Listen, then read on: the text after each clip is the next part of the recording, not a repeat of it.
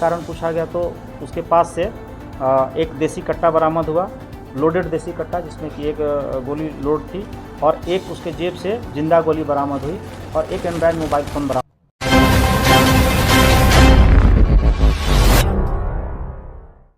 10 जून को नामकुम थाना क्षेत्र अंतर्गत अराफात अपार्टमेंट के करीब खड़े शमशेर नामक व्यक्ति को गोली मारकर घायल कर दिया गया था।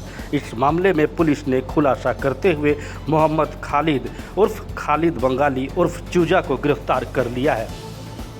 वहीं एक अन्य मामले का खुलासा करते हुए डीएसपी अमर पांडे ने बताया कि रामपुर के पास संदिग्ध व्यक्ति को गिरफ्तार किया गया था। उसके पास से 4 केजी अफीम बरामद हुआ है। आज प्रातः में वरीय पुलिस अधीक्षक महोदय को गुप्त सूचना प्राप्त हुई थी कि कुटियातू क्षेत्र में, जो कि नामकुम थाना अंतर्गत अवस्थित है, वहाँ पे कुछ अपराधकर्मी जो है अड्डेबाजी करें तथा किसी घटना को कायद करने की योजना बना रहे हैं। तत्पश्चात एक टीम का गठन किया गया, जिसमें कि नामकुम थाना प्रभारी एवं नामकुम थाना के अन्य पदाधिकारी एवं गश्ती दल को शामिल किया गया। छापामारी के क्रम में पाया गया कि जो ही पुलिस 89 ग्राउंड, जो कि कुटियातू के पास स्थित है, आर्मी ग्राउंड है, वहाँ पहुंची तो दूर से ही देखकर 2 व्यक्ति जो थे अलग अलग दिशा में भागने लगे। उनकी विधिवत घेराबंदी की गई। घेराबंदी के क्रम में एक व्यक्ति को पकड़ा गया तथा एक व्यक्ति जो भागने में सफल रहा। पकड़े हुए व्यक्ति से जब पूछताछ की गई तो उसने अपना नाम मोहम्मद खालिद उर्फ खालिद बंगाली उर्फ चूजा, जो कि गढ़ा टोली गौस नगर थाना सदर क्षेत्र का रहने वाला है, वर्तमान में मिल्लत कॉलोनी बिशप स्कूल के पास रह रहा है, जो कि लोअर बाजार थाना अंतर्गत पड़ता है। उससे उसकी जब विधिवत तलाशी ली गई और भागने के कारण पूछा गया तो उसके पास से एक देसी कट्टा बरामद हुआ, लोडेड देसी कट्टा, जिसमें कि एक गोली लोड थी और एक उसके जेब से जिंदा गोली बरामद हुई और एक एंड्रॉयड मोबाइल फ़ोन बरामद हुआ। पूछताछ के क्रम में और जब उसका आपराधिक इतिहास सर्च किया गया तो पाया गया कि पूर्व में भी वह आरोप पत्रित रहा है तथा आर्म्स एक्ट और चोरी जैसे कई गंभीर कांडों में वह आरोप पत्रित रहा है। अग्रतर पूछताछ के क्रम में यह भी ज्ञात हुआ कि सामलोंग में अराफात अपार्टमेंट के पास दिनांक 10/6/2026 को मोहम्मद शमशेर पर एक लक्षित कर गोलीबारी की घटना कारित हुई थी। उसमें यह शूटर है, इसके द्वारा ही मोहम्मद शमशेर को लक्षित करके गोली फायर की गई थी, जिसमें वो काफ़ी दिनों तक इलाजरत भी रहा है और अभी ठीक है। और पूछताछ के क्रम में यह भी ज्ञात हुआ कि पूर्व की आपसी रंजिश के कारण जो है इसके द्वारा मोहम्मद शमशेर पर गोली चलाई गई थी। पूर्व का ज़मीनी विवाद था मोहम्मद शमशेर और उसके पिता से, और पूर्व में मारपीट की भी घटना कारित हुई थी, जिसमें कि कांड भी दर्ज हुए थे।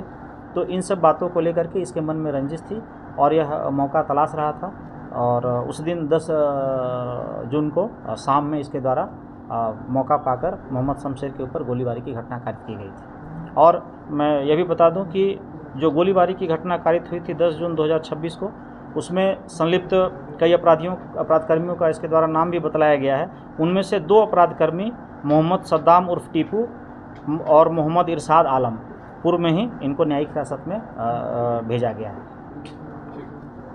कल दिनांक 27/6/2026 को वरीय पुलिस अधीक्षक महोदय को यह गुप्त सूचना मिली थी कि तैमारा घाटी की तरफ से एक मोटरसाइकिल पर सवार व्यक्ति जो कि रामपुर की तरफ आ रहा है और उसके पास काफ़ी मात्रा में अफीम है, जो कि शहर के किसी भाग में बेचने के लिए आ रहा है।